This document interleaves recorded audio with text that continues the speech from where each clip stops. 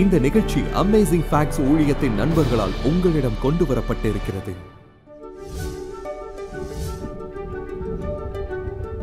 மின்னல் ஒரே இடத்தை 2 முறை தாக்காது என்ற பரிச்சயமான நம்பிக்கைக்கு மாறாக உண்மையில் தீவிர மின் சூறாவளியின் போது பல முறை பொருட்களை, ஜனங்களை கூட தாக்குவது அறிந்ததே. உதாரணத்திற்கு புயலின் போது நியூயார்க்கில் உள்ள மாநில பேரரசு கட்டிடம் 15 நிமிடங்களுக்குள் 15 முறை தாக்கப்பட்டது. சில நேரங்களில் மின்னல் உண்மையில் ஒரே இடத்தில் 42 முறை ஒளிக்கற்றை மின்னல்களை வெளியேற்றும். அது அத்தகைய விரைவான அடுத்தடுத்து தொடர்ச்சியான ஒரே மின் வெட்டொளி போல தோன்றும். ஆனால் இவை அனைத்தும் வினாடிக்கு கால் பகுதிக்கும் குறைவாகவே நிகழும். ஒரு மேகத்திலிருந்து மற்றொரு இடத்திற்கு மின்னல் ஏற்படுவது மிகவும் பொதுவானது. மேகங்களுக்கு இடையில் 20 மைல் தூரம் வரை தாவுவது பதிவு செய்யப்பட்டிருக்கிறது. ஆனால் மின்னல் மேகத்திலிருந்து மேகத்திற்கோ அல்லது மேகத்திலிருந்து தரைக்கோ அல்லது தரையிலிருந்து மேகத்திற்கோ நகர்வதோ வானத்தை ஒளிரச் செய்யும் ஞானத்தை, மின் வெட்டொளியை கண்மூடித்தனமாக புரிந்து கொள்வது கடினம். மத்தேயு 24 இயேசு சொல்கிறார், மின்னல் கிழக்கிலிருந்து தோன்றி மேற்கு வரைக்கும் பிரகாசிக்கிறது போல மனுஷகுமாரனுடைய வருகையும் இருக்கும் என்று. அவருடைய வார்த்தை போல அவருடைய வருகை ரகசியம் என்று சிலர் நம்புகிறார்கள். ஆனால் உண்மை என்ன? கிறிஸ்துவின் வருகையை குறித்து வேதம் உண்மையில் என்ன சொல்கிறது என்பதை நாம் உன்னிப்பாக கவனிப்பதற்கு இப்போது என்னுடன் இணையுங்கள். இன்று காலை நம் விளக்க காட்சியில் கிறிஸ்துவின் வருகைக்கான கருப்பொருளை குறித்து பேசப் போகிறேன். மேலும் சீர்திருத்தத்தின் ஆண்டு நிறைவின் பின்னணியில் இந்த சில விஷயங்களை நாங்கள் செய்து வருகிறோம். உங்களுக்கு தெரியுமா தெரியவில்லை, ஆனால் மார்ட்டின் லூதர், மெலன்ஸ்தான், பிலிப் மெலன்ஸ்தான் மற்றும் பல சீர்திருத்தவாதிகள் காலத்தின் சிறந்த வாரம் என்று அழைக்கப்பட்ட ஒன்றை நம்பினார்கள். மனிதனின் வரலாறு சுமார் 6000 ஆண்டுகள் நீடிக்கும் என்றும் பரலோகத்தில் ஆண்டவருடன் 1000 ஆண்டுகள் செலவிடுவோம் என்றும் அவர்கள் நம்பினார்கள். பின்பு அந்த நேரத்தில் பூமி சுத்திகரிக்கப்பட்டு எல்லாம் புதிதாக மாறும்.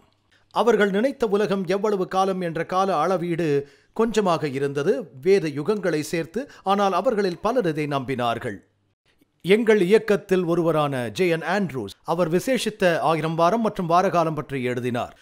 அடிப்படையில் அவர் சொல்வது என்னவென்றால், அந்த வசனத்தின் காரணமாக 2 பேதுரு 3ஆம் அதிகாரம் 8வது வசனம், பேதுரு சங்கீதங்களை மேற்கோள் காட்டுகிறார். உமது பார்வைக்கு 1000 வருஷம் நேற்று கழிந்த நாள் போலவும் என்று பேதுரு சொல்கிறார். கர்த்தருக்கு ஒரு நாள் 1000 வருஷம் போலவும் 1000 வருஷம் ஒரு நாள் போலவும் இருக்கிறது என்று. நீங்கள் வேதத்தின் வயதை சேர்க்கும் போது நமக்கு சரியாக தெரியாது. இதை முயற்சி செய்து ஒரு தேதியை குறிக்க வேண்டாம். ஆனால் உங்களுக்கு தெரியும், சுமார் கிமு 4000 ஆண்டுகள் ஆதாம் உண்டாக்கப்பட்டது முதல் இது யுகங்களை கொடுக்க துவங்கியது. ஆதாம் எவ்வளவு காலம் வாழ்ந்தார், சேத் எவ்வளவு காலம், ஏனோக்கு எவ்வளவு காலம், நோவா வரை எவ்வளவு காலம். பின்னர் சில தெளிவற்ற தன்மையும் இருக்கிறது. சரியான தேதி நமக்கு தெரியாது. ஏனென்றால் சேம், காம், யாப்பேத் என்பவர்களை நோவா பெற்றதாகவும் அவர்கள் மும்மூர்த்திகளாக இல்லாதிருந்தால். பின்பு நீங்கள் ஆபிரகாம் வழியை பாருங்கள். ஆபிரகாம் முதல் யாத்ராகமத்திலிருந்து இன்று வரை வரலாற்றை மிக துல்லியமாக கண்காணிக்க முடியும். கவனமாக காலவரிசைப்படுத்துவதில் யூதர்கள் மிகவும் தெளிவாக இருந்தார்கள். இயேசு சுமார் கிமு 4 பிறந்தார். சுவாரஸ்யமானது, சிருஷ்டிக்கப்பட்ட தோராயமாக கிமு 4004 ஆண்டுகள். அது ஆசாரிய பயனரின் காலவரிசை. எப்ரஹாம் கிமு 2004 பிறந்தார். இயேசு கிமு 4 பிறந்தார். நாம் சுமார் 2000 ஆண்டுகளுக்கு பிறகு இப்பொழுது வாழ்ந்து கொண்டிருக்கிறோம். பின்னர் இயேசு வந்து அவருடன் 1000 ஆண்டுகள் வாழ எடுத்துக்கொள்ளப் போகிறோம். உங்களுக்கு 3 பெரிய யுகங்கள் உண்டு. சிருஷ்டிப்பு முதல் ஆபிரகாம் வரை முதல் 2000 ஆண்டுகள் உங்களுக்கு கிடைத்துவிட்டது. அது முற்பிதாக்களின் ஆண்டு என்று அழைக்கப்படுகிறது. இவை வேதத்தில் நீங்கள் காணும் 3 சகாப்தங்கள். முற்பிதாக்களின் மூலமாக தேவன் நற்செய்தி பிரசங்கித்தார். அவர்கள் யூதர்கள் அல்ல. அவர்கள் நோவா, ஏனோக்கு, மெத்துசெலா போன்றோர்கள். பின்பு எபிரகாம் பிறக்கிறார். அடுத்த 2000 ஆண்டுகளுக்கு தேவன் யூதர்கள், இஸ்ரவேலர்கள், அவருடைய ஜனங்கள் மூலம் சுவிசேஷத்தை பிரசங்கித்தார். அவர் சத்தியத்தின் பிரசங்கங்களை அவர்களுக்கு போதித்தார். மேசியா அவர்கள் வழியில் வந்தார். கடந்த 2000 ஆண்டுகளாக சபைகள் மற்றும் ஆவிக்குரிய இஸ்ரவேலர்கள் மூலம் தேவன் உலகத்துக்கு சுவிசேஷத்தை பகிர்ந்து கொண்டிருக்கிறார். கிறிஸ்து வரப்போகிறார். நாம் அவருடன் 1000 ஆண்டுகள் வாழ்வோம், அரசாட்சி செய்வோம். இது கிட்டத்தட்ட 1000 ஆண்டு ஓய்வு நாள் போன்றது. பின்னர் அவர் புதிய வானத்தையும் பூமியையும் உண்டாக்குவார். வேதத்தின் மூலம் இந்த வடிவத்தை நீங்கள் காண முடியும். உங்களுக்கு புதிய எருசலேம் ஒரு மணமகனாக வரப்போகிறது. நல்லது, யாக்கோபு 7 வருடங்கள் லாபானிடத்தில் வேலை செய்து ராக்கேலை திருமணம் முடித்தார். யோசுவாவை பாருங்கள். எரிகோவை சுற்றி யோசுவா எத்தனை முறை வலம் வந்தார்? 7 முறை அல்ல, 13 முறை. எல்லோரும் சொல்கிறார்கள் 6 நாட்களுக்கு ஒரு முறை என்று.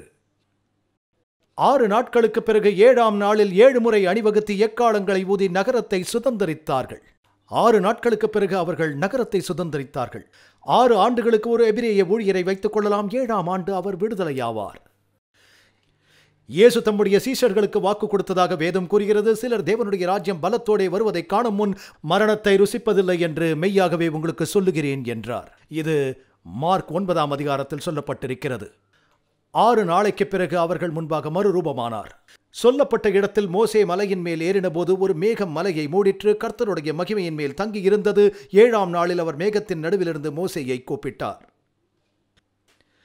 6 வருஷம் நீ உன் நிலத்தில் பயிரிட்டு அதன் பலனை சேர்த்துக்கொள். 7ஆம் வருஷத்தில் இளைப்பாற ஓய்ந்திருப்பாயாக. இயேசு விதைப்பவர் 6000 ஆண்டுகளாக தேவன் நற்செய்தியை விதைத்து வருகிறார். பின்பு இயேசு வரப்போகிறார். உலகின் நிலை பாழாகப் போகிறது. இஸ்ரவேலின் பிள்ளைகள் பாபிலோனுக்கு கொண்டு செல்லப்பட்டு அவர்கள் 70 ஆண்டுகள் பாபிலோனில் இருந்ததாக வேதம் கூறுகின்றது. அது தனித்து விடப்பட்டு ஓய்வெடுத்துக் கொண்டிருந்தது. மில்லியனத்தின் 1000 ஆண்டுகளில் பூமி பாழடைந்து போனது. அது ஓய்வு நாளை கடைபிடித்தது. எனவே நான் தொடர்ந்து சொல்ல முடியும். ராஜா யோவாஷ் ஆண்டவரின் ஆலயத்தில் தாவீதின் குமாரன் அந்த பொல்லாத ராணியிடமிருந்து 6 வருடங்கள் அவள் தேசத்தை ஆண்டபோது மறைந்திருந்தான். 6 வருடங்களின் முடிவில் தாவீதின் குமாரன் ராஜா ஆலயத்திலிருந்து வெளியே வந்தான். ராஜா இப்போது எங்கே? தாவீதின் குமாரன் இயேசு எங்கே? பிரதான ஆசாரியராக கர்த்தருடைய ஆலயத்தில் இருக்கிறாரா? ஆலயத்திலிருந்து வரப்போகிறாரா? எழுந்து நிற்கப் போகிறாரா? ஆலயத்திலிருந்து யோவாஷ் வெளியே வந்தான். அவர்கள் எக்காலம் ஊதினார்கள். இயேசு வரும்போது எக்காலம் ஊதப்படுமா? ஜனங்கள் மகிழ்ந்தார்கள். இயேசு வரும்போது சந்தோஷப்படுவார்களா? துன்மார்க்கர்கள் கொல்லப்பட்டனர். நான் யோவாஷின் நிகழ்வை சொல்கிறேன். இயேசு வரும்போது துன்மார்க்கர்கள் கொல்லப்படுவார்களா? அப்போது சமாதானம் இருக்கும் என்று வேதம் கூறுகிறது. இயேசு வந்த பிறகு சமாதான ராஜ்யம் இருக்குமா? வேதத்தில் உள்ள இந்த நிகழ்வுகள் அனைத்தும் இயேசுவின் வருகையை நமக்கு சொல்லுகிறதாக இருக்கிறது. அது எப்போதும் நிலைக்காது. கிறிஸ்து வந்து அவர் எல்லாவற்றையும் சரியாக அமைக்கும் போது உலக வரலாற்றில் சிறந்த முடிவு வரும். ஆகவே அவர்கள் இயேசுவோடு 1000 ஆண்டுகள் அரசாழ்வார்கள். நீங்கள் வெளிப்படுத்தல் 20 வாசிக்கலாம். இன்னொரு விஷயத்தை யோசித்தேன். ஆதாம் மற்றும் ஏவாளுக்கு தேவன் என்ன சொன்னார்? அவர்கள் புசிக்கக்கூடாது என்று சொன்ன விருட்சத்தின் கனியை புசித்ததால் அவர் சொன்னார், அதை நீ புசிக்கும் நாளில் சாகவே சாவா என்று கட்டளையிட்டார். ஆதாமும் ஏவாளும் விலக்கின விருட்சத்தின் கனியை புசித்தவுடன் மரித்தார்களா? இல்லை, அவர்கள் ஆவிக்குரிய வகையில் மரித்து போனார்கள். அவர்கள் நிர்வாணத்தை கண்டதால் அவர்களின் வெளிச்சம் வெளியே போனது. ஆனால் ஆண்டவருடன் ஒரு நாள் 1000 ஆண்டுகள் போல் இருந்தால் ஆதாம் எவ்வளவு காலம் வாழ்ந்தார்? 930. தேவன் உங்களை உண்டாக்கியிருக்கிறார். நீங்கள் என்றென்றும் வாழ வேண்டும். முதல் 1000 ஆண்டுகளுக்குள் நீங்கள் மரித்துவிட்டால் பேர் அழிவிற்கு உள்ளாவீர்கள். நீங்களும் நானும் 3 அல்லது 10 இன்னும் சில வெற்றிகளோடு வாழ்கிறோம். அவர்கள் கிட்டத்தட்ட 1000 ஆண்டுகள் வாழ்ந்தார்கள். ஒரு நபரை தவிர வேறு யாரும் 1000ற்கு கிட்டத்தட்ட வாழவில்லை. ஏனோக்கு, யாவரும் மெதுசேலா கூட 969 ஆண்டுகள். நீ புசிக்கும் நாளில் சாகவே சாவாய். ஆகவே இன்று நம் ஆய்வு ராஜா வரும்போது எப்படி இருக்கும்? கிறிஸ்து வருவதற்கான சில அடையாளங்களை பற்றி பேசப் போகிறோம். ஆண்டவர் வரப்போகிற தேதியை உங்களுக்கு கொடுக்கப் போவதில்லை. ஆனால் இயேசு எவ்வாறு திரும்பி வருவார் என்பது குறித்து கிறிஸ்துவ உலகில் உள்ள சில தவறான புரிதல்களை பற்றி பேசப் போகிறோம். ஏனென்றால் அது பலரை ஒரு பெரிய ஏமாற்றத்திற்கு கொண்டு செல்கிறது. எனவே இதை நாம் புரிந்து கொள்ள வேண்டும். முதல் கேள்வி, பரலோக ராஜ்யத்திலிருந்து விரைவில் வெளிப்படப் போகிற ராஜா யார்? கர்த்தருடைய ஆலயத்திலிருந்து யோவாஷ் வெளியே வந்தபோது அவர்கள் எக்காலம் ஊதினார்கள். அப்படியே அது ஓய்வு நாள் தொடங்குவதற்கு சற்று முன்பு காவலர் மாறும்போது 1000வது ஓய்வு நாளில் இயேசு ஆலயத்திலிருந்து வெளியே வரப்போகிறார். அதோடு மிகாவேல் எழுந்து நிற்கும் போது ஒரு பெரிய சிக்கல் இருக்கும். பின்பு நான் பார்த்தபோது இதோ வெண்மையான மேகத்தையும் அந்த மேகத்தின் மேல் மனுஷகுமாரனுக்கு ஒப்பானவராய் தமது சிரசின் மேல் பொற்கிரீடத்தையும் ஒருவர் உட்கார்ந்திருக்கிறதையும் கண்டேன். இயேசு வரப்போகிற மனுஷகுமாரன். இரண்டாவது கேள்வி, இயேசு வரும்போது அமைதியாக வருவாரா? இப்போது இங்குதான் நிறைய பேர் தவறாக புரிந்து கொள்கிறார்கள். இது ஒரு ரகசியமாக இருக்கப் போகிறது என்று நினைக்கிறார்கள். அதோடு இயேசுவின் 2வது வருகை வேதத்தின் சத்தமான நிகழ்வு என்று வேதம் கூறுகிறது. இதை குறித்து பேசும் சில வசனங்களை பார்க்கலாம். ஆண்டவரே 1 தெசலோனிக்கேயர் 4:16, தேவ எக்காலத்தோடும் வானத்திலிருந்து இறங்கி வருவார் சத்தத்தோடு. பின்னர் அது தொடர்கிறது, பிரதான தூதனுடைய சத்தத்தோடும் எக்காலம் கேட்கப் போகிற மற்றொரு விஷயம். எரேமியா 25:30 ஆண்டவரின் வருகையை பேசுகையில் கர்த்தர் உயரத்திலிருந்து கெர்ச்சித்து தமது பரிசுத்த வாசஸ்தலத்திலிருந்து சத்தத்தை காட்டி என்று கூறுகிறது. ஆண்டவர் வரும்போது கர்ஜனை இருக்கப் போகிறது. தம்முடைய தாபரத்துக்கு விரோதமாய் கெர்ச்சிக்கவே கெர்ச்சித்து அவர் சத்தமிடுவார். மீண்டும் சங்கீதம் 53வது வசனம். ஆண்டவர் அமைதியாக வருவாரா? நம்முடைய தேவன் வருவார், மௌனமாயிரார். அவருக்கு முன் அக்னி பட்சிக்கும், மகா புசல் கொந்தளிப்பாயிருக்கும், மகிமை இருக்கப் போகிறது. வானம் நொறுங்கப் போகிறது, வானம் சுருளாகப் போகிறது, சூரியன் இருட்டாகிவிடும், சந்திரன் இரத்தமாக மாறும், நட்சத்திரங்கள் வானத்திலிருந்து விழும். பூமி வெறித்தவனைப் போல தள்ளாடி திரும்பிச் செல்லப் போகிறது. தீவுகள் விழுங்கப்படும், ஆலங்கட்டி கற்கள் விழும். நீங்கள் அதை பிடித்திருக்கிறீர்களா? இயேசு நேற்று வந்துவிட்டார் என்று நான் நினைக்கிறேன் என்று குறுஞ்செய்தி அனுப்ப வேண்டியதில்லை. இன்னும் 2ஆம் வருகை குறித்து ஒரு புதிய காட்சியை சிலர் நம்புகிறார்கள். இது இரகசிய வருகை என்று அழைக்கப்படுகிறது. இப்போது வேத புத்தகங்களில் விட்டு போனது குறைந்தது 2 திரைப்படங்களாக உருவாகி இருக்கும்.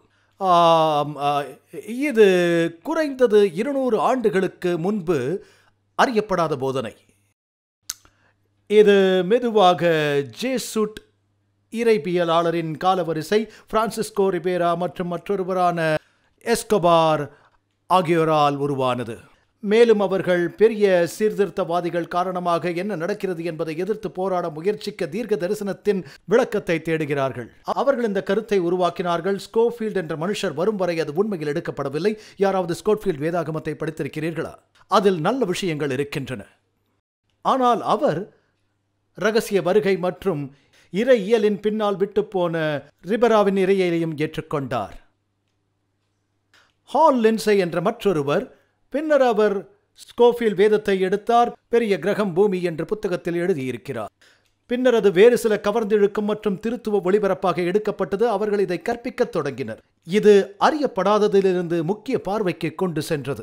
இப்போதைய யோசனை, வருகை என்ற வார்த்தையின் அர்த்தம் வல்லமையுடன் எடுத்துச் செல்ல வேண்டும். அது வேதத்தின் அடிப்படை, வேறொன்றும் இல்லை. இது ஒரு இரகசிய வருகை. எந்த ஒரு உபதிரவமும் ஏற்படுவதற்கு முன்பு தேவன் நம்மை உலகிலிருந்து பிரித்து அவருடன் கூட அழைத்துச் செல்வார் என்ற எண்ணம். பின்பு பூமியில் 7 வருடங்கள் உபதிரவம் இருக்கும். அந்தி கிறிஸ்து உபதிரவ காலத்தின் போது செய்ய போகிற எல்லாம் மோசமாக இருக்கும். அதுதான் ஜனங்களை ஏமாற தயார்படுத்தும். ஏனென்றால் இப்போது அவர் வரும்போது பொய்யான கிறிஸ்துவை தவிர்த்து உண்மையில் ஜனங்களை நிலைநிறுத்துவார். அதோடு பைபிள் கூறுகிறது தேவன் நம்மை உபத்திரவத்திலிருந்து காப்பாற்றுகிறார் என்று. அப்போஸ்தலர்களின் புத்தகத்தில் அவர் நம்மை உபத்திரவத்திலிருந்து காப்பாற்றுகிறார் என்று வேதம் கூறுகிறது. இஸ்ரவேல் ஜனங்களை வாதைகளிலிருந்து தேவன் காப்பாற்றுவதற்கு முன்னர் 7 கடைசி வாதைகள் வெளிப்படுத்திய அதே விஷயம். அவர் இஸ்ரவேலர்களை வாதைகளிலிருந்து காப்பாற்றினாரா? அவர்கள் வாதைகளின் போது எகிப்தில் இருந்தார்கள். அவர் அவர்களை வாதைகளிலிருந்து பாதுகாத்தார். பண்டைய எகிப்தில் 10 வாதைகள் கொடுக்கப்பட்டன என்பது சுவாரஸ்யமானது.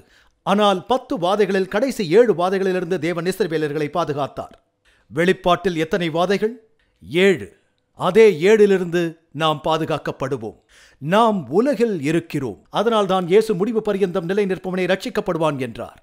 தேவன் தனது ஜனங்களை சோதனைகளிலிருந்து காப்பாற்றுவார். நோவாவை வெள்ளத்திலிருந்தும், ஷாத்ராக் மேஷாக் ஆபத்நேகோவை எரிகிற அக்னிச் சூளையிலிருந்தும், தானியேலை சிங்க கெபியிலிருந்தும், யோசேப்பையும் யோபுவையும் சோதனைகளிலிருந்து காப்பாற்றினார். அது மட்டுமல்ல, அவர்கள் அனைவரும் தேவனுக்கு முன்பாக மகிமையான சரீரங்களாக உயிர் தெழுவார்கள் என்று நான் நம்புகிறேன். ஆனால் தேவனின் ஆலயமாக நாம் உலகின் இருளில் பிரகாசிக்கும் வெளிச்சமாக இருக்கிறோம்.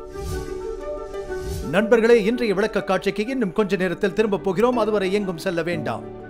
கடின உழைப்பால் பாதிக்கப்பட்ட இந்த உலகத்திலிருந்து விடுதலை பெற்று இனி வேதனையும் துக்கமும் இல்லாத உலகில் நீங்கள் வாழ எப்போதாவது விரும்பி இருக்கிறீர்களா? நிச்சயமாக இயேசு மீண்டும் வருகிறார். விசேஷமாக விளக்கப்பட்ட இந்த ஆதாரத்தை உங்களுக்கு நாங்கள் வழங்க விரும்புகின்றோம். வேத வசனங்களால் நிறைந்த உன்னத விடுதலை என்று அழைக்கப்படும் இந்த வளமானது கள்ள கிறிஸ்துவால் ஏமாற்றப்படுவதை தவிர்ப்பது எப்படி என்று, இந்த வார்த்தைகளுக்கு நீங்கள் எவ்வாறு தயாராக இருக்க முடியும் என்று இயேசுவின் 2வது வருகையை விஞ்ஞானத்தில் விளக்குகிறது. இலவச நகலை பெற உங்கள் திரையில் காணும் தொலைபேசி எண்ணில் அழைக்கவும். சலுகை எண் 308 குறிப்பிடவும். இணையதள முகவரியை பார்வையிடவும். இந்த வளத்தை படித்த பிறகு உங்கள் நண்பர்களுடன் பகிர்ந்து கொள்ளுங்கள். இன்றைய விளக்க காட்சிக்கு இப்போது திரும்பி தேவனின் வார்த்தையிலிருந்து இன்னும் சில அற்புதமான உண்மைகளை கேட்டு அறியலாம். நான் ஜனங்களை சந்தித்தேன். அவர்கள் நினைக்கிறார்கள் நான் ரகசிய வருகைக்கு தயாராக இல்லை என்றால். நான் உபத்திரவத்திற்கு செல்ல வேண்டியிருக்கும். 7 ஆண்டுகளுக்கு பிறகு இன்னொரு வாய்ப்பு கிடைக்கும். ஆண்களை சந்தித்தோம். அவர்கள், ஆமாம், என் மனைவி, அவள் காணாமல் போவாள், நான் விடுபட்டு போவேன் என்று அவள் என்னிடம் சொல்கிறாள். ஆனால் 7 வருட உபத்திரவத்தின் போது நான் மனம் திரும்பினால் எனக்கு மற்றொரு வாய்ப்பு கிடைக்கும் என்று அவன் சொல்கிறான். நான் உபத்திரவத்திற்கு செல்ல நேரிடலாம் என்று. இதன் பொருள் என்னவென்று உங்களுக்கு தெரியுமா? நான் மோசமாகி விடுவேன், நான் உபத்திரவத்திற்கு கடந்து செல்ல வேண்டியிருக்கும், ஆனால் குறைந்தபட்சம் நான் காப்பாற்றப்படுவேன்.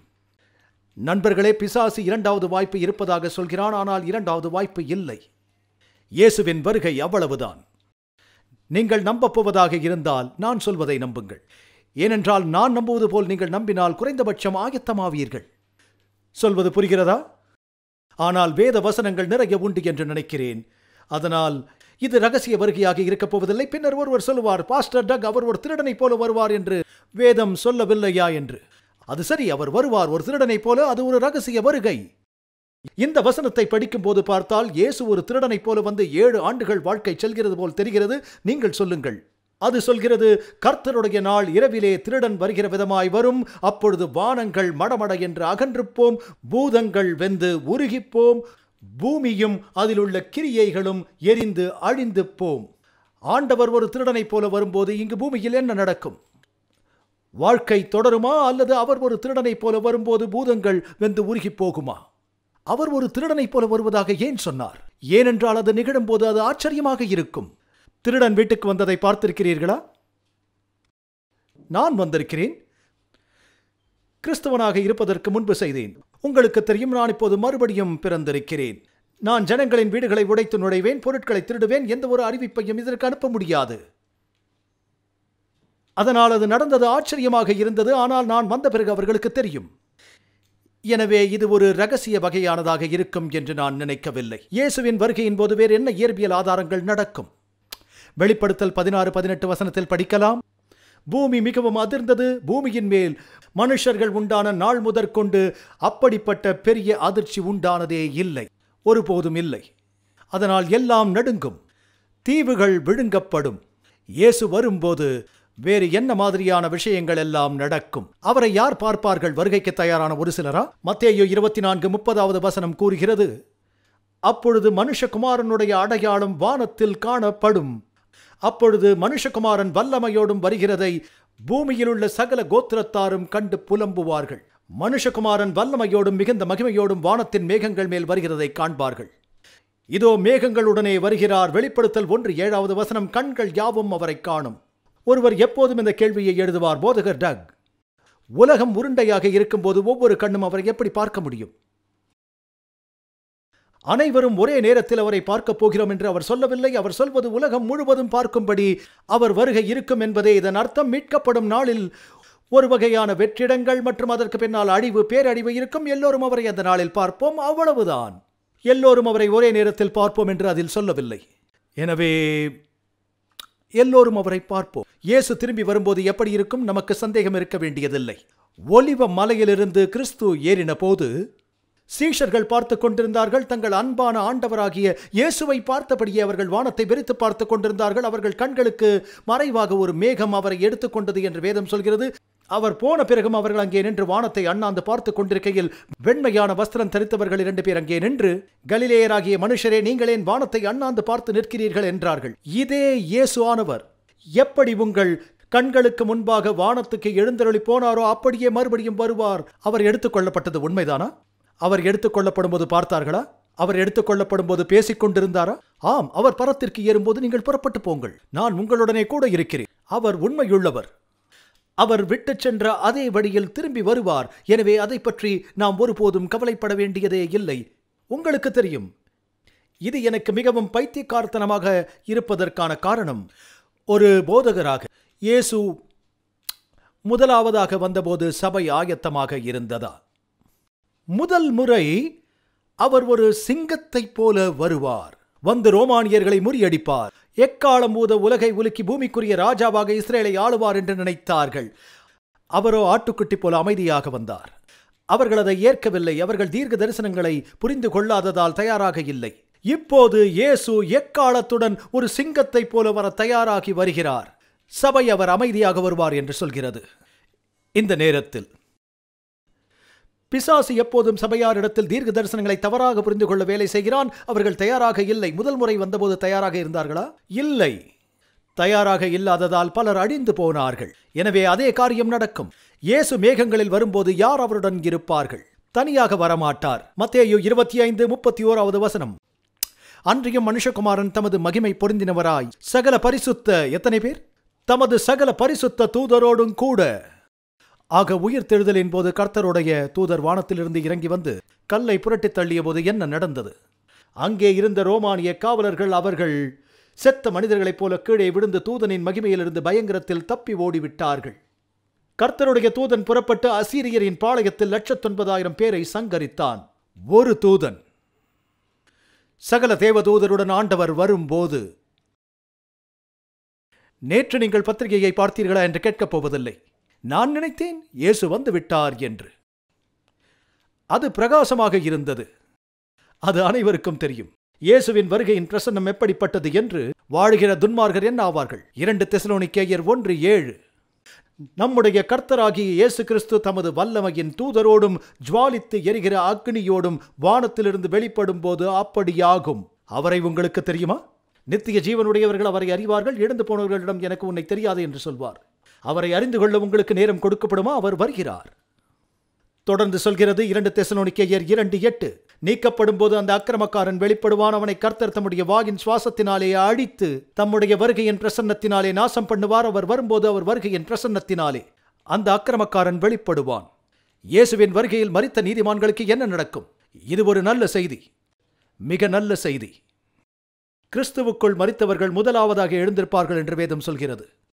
பூமியின் தூளிலே நித்திரை பண்ணுகிறவர்களாகிய அநேகரில் சிலர் நித்திய ஜீவனுக்கு எழுந்திருப்பார்கள், கிறிஸ்துவுக்குள் மரித்தவர்கள். 20ஆம் அதிகாரத்தில் வாசிக்கலாம், இதுவே முதலாம் உயிர் தெழுதல் என்று.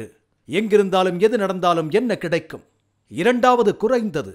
நீங்கள் அதில் இருக்க விரும்ப மாட்டீர்கள். இப்போது உயிரோடு இருப்பவர்களுக்கும் உயிர் தெழுந்த பரிசுத்தவான்களுக்கும் என்ன நடக்கும்? ரட்சிக்கப்பட்ட வாழ்கிற பரிசுத்தவான்களுக்கு அவர்களின் சரீரத்தில் ஒரு மாற்றம் வரும் என்று அது கூறுகிறது. அப்பொழுது மரித்தோர் அழிவில்லாதவர்களாய் எழுந்திருப்பார்கள். நாமும் மறுரூபமாக்கப்படுவோம். அழிவுள்ளதாகிய இது அழியாமையை தரித்துக் கொள்ள வேண்டும். இந்த அழிவுக்கேதுவான சரீரம் சாவுக்கேதுவாகிய இது சாவாமையையும் தரித்துக் கொள்ள வேண்டும். இந்த மரணமானது அழியாத தன்மையை கொண்டிருக்கும். சாவுக்கேதுவாகிய இது சாவாமையையும் தரித்துக் கொள்ள வேண்டும். நாம் இமைப்பொழுதில் மறுரூபமாக்கப்படுவோம். எனவே மீண்டும் இது ஒரு ரகசியம் போல இருக்கிறதா? இது அனைத்தும் மிகவும் உண்மையான, வெளிப்படையான, அறியப்பட்ட நிகழ்வு என்று நமக்கு சொல்கிறது. நீங்கள் ஒருவேளை இந்த கதைகளை கேள்விப்பட்டிருக்கலாம். விமானங்கள் வானத்திலிருந்து விழும். ஏனெனில் விமானிகள் கிறிஸ்தவர்களாக இருப்பார்கள். அப்போது யாரும் பறக்க மாட்டார்கள். வாகனத்தை ஓட்டி வந்த கிறிஸ்தவர்கள் காணாமல் போவதால் கார்கள் தெருவில் மோதிக்கொள்ளும். அவர்களின் உடைகள் ஓட்டுநரின் இருக்கையில் இருக்கும். உங்களுக்கு தெரியுமா? நீங்கள் எழுந்து பார்ப்பீர்கள். உங்கள் கணவர் காணாமல் போனதை அவருடைய உடைகள் அப்படியே இருக்கும். அவர் எடுத்துக்கொள்ளப்பட்டிருப்பார்.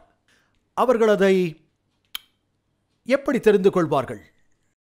2வது வருகையை பற்றி பேசும் இயேசு. 2 ஸ்திரீகள் எந்திரம் அரைத்துக் கொண்டிருப்பார்கள். ஒருத்தி ஏற்றுக்கொள்ளப்படுவாள். 2 வயலில் இருப்பார்கள். ஒருவன் ஏற்கப்படுவான், மற்றொருவன் மறுக்கப்படுவான். பின்னர் லூக்கா காட்சியை சேர்க்கிறார். ஒரே படுக்கையில் 2 பேர். ஒருவன் ஏற்கப்படுவான், இன்னொருவன் கைவிடப்படுவான். அதற்கு என்ன பொருள்? வேதாகம தீர்க்க தரிசனத்தில் ஒரு பெண் எதை குறிக்கிறாள்? சபை. எத்தனை வகையான சபைகள் இருக்கின்றன? 2 மட்டுமே. வெளிப்படுத்தல் 20. 2 ஸ்திரீகள். வெளிப்படுத்தல் 17, 12 உங்களுக்கு உண்மை மற்றும் பொய் என்று இருக்கும். 2 வெவ்வேறு நற்செய்திகள். ஸ்திரீகள் என்ன செய்கிறார்கள்? அவர்கள் தானியத்தை அரைக்கிறார்கள். வார்த்தையோடு வேலை செய்கிறார்கள். ஒன்று உண்மை, ஒன்று பொய். ஒரே மாதிரி இருக்கிறது. ஒன்று தயாராக இருக்கிறது, ஒன்று இல்லை. 2 பேர் வயலில் இருப்பார்கள் என்று கூறுகிறது. அந்த வயல் என்ன? வயல் என்பது மிஷனரிகள் பணிபுரியும் இடம். நீங்கள் விதைக்கிறீர்கள், அறுவடை செய்கிறீர்கள். மிஷனரி வேலையை செய்யும் 2 வகையான ஜனங்கள், உண்மை மற்றும் பொய். 2 எஜமானர்கள். இயேசு சொல்கிறார் 2 பாதைகள், 2 விருப்பங்கள். என்னுடன் ஒத்துப்போகிறீர்களா? எதிராக இருக்கிறீர்களா? சரிதானே? ஒரே படுக்கையில் 2 பேர் என்று சொல்கிறார். தூக்கம் எதை குறிக்கிறது? மரணம். எத்தனை வகையானவர்கள் மரித்திருக்கிறார்? 2. ரட்சிக்கப்பட்டவர்கள், இழந்து போனவர்கள். முதல் உயிர்த்தெழுதல், 2வது உயிர்த்தெழுதல். இதில் சுவாரஸ்யம் என்னவென்றால், சிலர் எடுத்துக்கொள்ளப்படுவார்கள், சிலர் விடப்படுவார்கள். ஆண்டவரால் எடுக்கப்பட்டதாக அவர்கள் பெரும்பாலும் நினைக்கிறார்கள். ஆனால் எபிரேய பதத்தில் அவர்கள் கீழ்ப்படியாத போதெல்லாம் எதிரிகள் வந்து அவர்களை அசிரியாவுக்கு கொண்டு செல்வார்கள். அவர்களை எகிப்துக்கு அழைத்துச் செல்வார்கள், பாபிலோனுக்கு அழைத்துச் செல்வார்கள். வேதம் சொல்கிறது, ஜல பிரளயம் வந்து அனைவரையும் வாரிக்கொண்டு போக மட்டும் உணராதிருந்தார்கள் துன்மார்க்கர்கள். எனவே கொண்டு செல்லப்பட்ட வாக்களிக்கப்பட்ட தேசத்திற்கு வெளியே இளைப்பாறும் ஸ்தலத்திற்கு எடுத்துக் கொள்ளப்பட வேண்டும் என்பதே. அவர்கள் அடைந்திருக்கிறார்கள். அவருக்கு பிரதியுத்தரமாக, எங்கே ஆண்டவரே என்றார்கள். அதற்கு அவர், பிணம் எங்கேயோ அங்கே கழுகுகள் வந்து கூடும் என்றார். நீங்கள் இப்படி அழைத்து போக விரும்ப மாட்டீர்கள் இல்லையா? சபைகள் குழப்பமடைந்திருக்கிறது. இயேசுவின் இரண்டாவது வருகையில் தேவதூதர்கள் என்ன செய்வார்கள்? அவர் தனது தேவதூதர்களை அனுப்புவார் என்று வேதம் கூறுகிறது. அவரால் தெரிந்து கொள்ளப்பட்டவர்களை 4 திசைகளிலிருந்து, வடக்கு, தெற்கு, கிழக்கு, மேற்கு, அவர்கள் ஆண்டவரிடம் கொண்டு செல்வார்கள். அவர்கள் ஆண்டவருடன் கொண்டு செல்லப்படுவார்கள். இப்போது இரண்டாவது வருகைக்கு சற்று முன்பு நாம் வாழ்ந்து வருவதால் இந்த பரிசுத்தமான மகிமையான நிகழ்வை நாம் எவ்வாறு தொடர்பு படுத்தலாம்? இதுபோன்ற விளக்க காட்சியை இதற்கு முன்பு எத்தனை பேர் கேள்விப்பட்டிருக்கிறீர்கள்? இரண்டாம் வருகையை குறித்து இது உங்களை கொஞ்சம் மாற்றி இருக்கிறதா? இரண்டாம் வருகையை குறித்து நாம் ஏன் பேசுகிறோம்?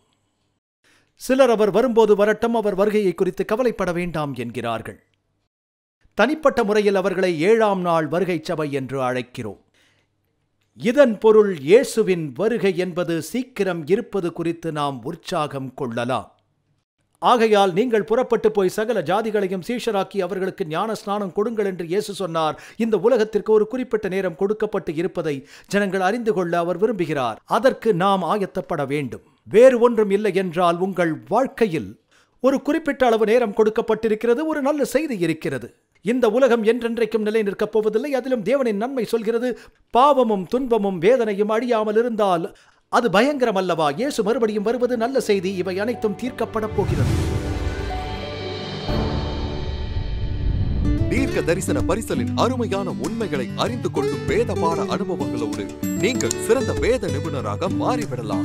இந்த எளிமையான 24 பாடங்கள் மூலம் கடைசி கால தீர்க்க தரிசனங்களை பற்றி வேதம் என்ன சொல்கிறது, இந்த வாழ்க்கைக்கு பிறகுள்ள ஜீவியம் என்ற அனைத்தையும் அறிந்து கொள்ளலாம். இது மட்டுமல்ல, இவை முற்றிலும் இலவசம். Storacles.com இதை தவறவிடாதீர்கள். Storacles.com இல் இன்றைக்கு நீங்கள் சந்தோஷமாக, ஆரோக்கியமாக வாழ தேவையான பதில்களை பெற்றுக்கொள்ள ஏதுவாக இருக்கும். 50 வருடங்களுக்கும் மேலாக அமேசிங் ஃபேக்ட் ஊழியங்கள் நற்செய்தியை உலகம் முழுவதும் பகிர்ந்து கொண்டிருக்கிறது. இயேசுவின் சித்தத்தின்படி அனைத்து மக்களுக்கும் நித்திய சுவிசேஷத்தை அறிவித்துக் கொண்டிருக்கிறது. உங்கள் ஜெபத்திற்கும் ஆதரவிற்கும் நன்றி.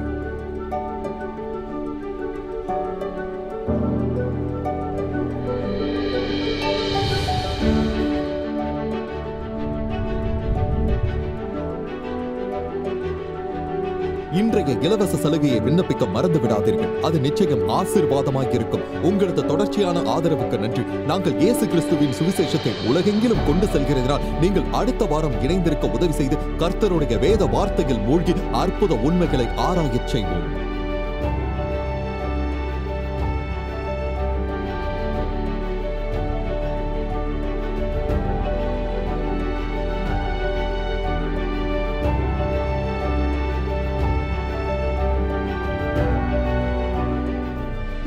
இந்த நிகழ்ச்சி அமேசிங் ஃபேக்ட்ஸ் ஊழியத்தின் நண்பர்களால் உங்களிடம் கொண்டு வரப்பட்டிருக்கிறது.